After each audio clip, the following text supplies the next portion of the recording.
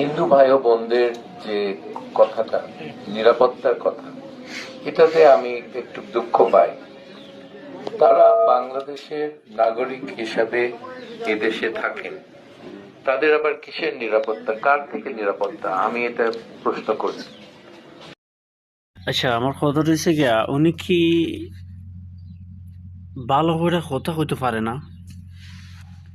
ওই যে উনি কথাটা যে কইল, কারণ কথা কওয়ার কারণ আছে, যেমন উনি তো বিভিন্ন দেশে রিফিউজির মতো থাকছে, বিভিন্ন দেশে স্বাভাবিক ধরো আজকে লন্ডনের মধ্যে যদি যায় উনি গিয়া লন্ডনের নাগরিক হিসেবে থাকছে, সিটিজেনশিপ তো না, তাইলে ওই অন্য লেভেলের হইতো।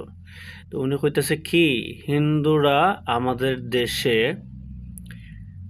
নাগরিক হিসেবে থাকতেছে, এখানে এটা কি হিন্দুরার দেশ না?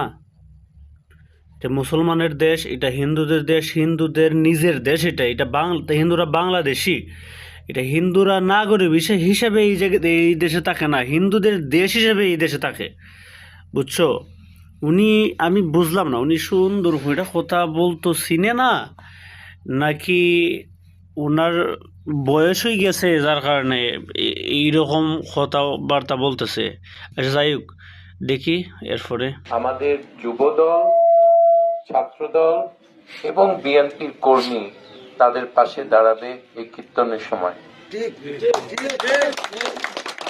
দায়িত্বটা আমি দিয়ে গেলাম, এবং আমি যদি শুনি কোনো ইনসিডেন্ট হয়েছে, একজন বাচ্চা বা একজন, আচ্ছা, এরপরের কথা হচ্ছে গিয়া তাই কইতাছেন যুবদল, ছাত্রদল বা অঙ্গ সংগঠনের যত দল আছে তাই দায়িত্ব দেয়া গেছুন, আমি দায়িত্ব দেয়া গেলাম সবাই কোনো ইনসিডেন্ট যাতে না হয়। এখন বিশেষ গিয়া আমি জানি, আমি নিজে মনে করো ছাত্রদল করছি,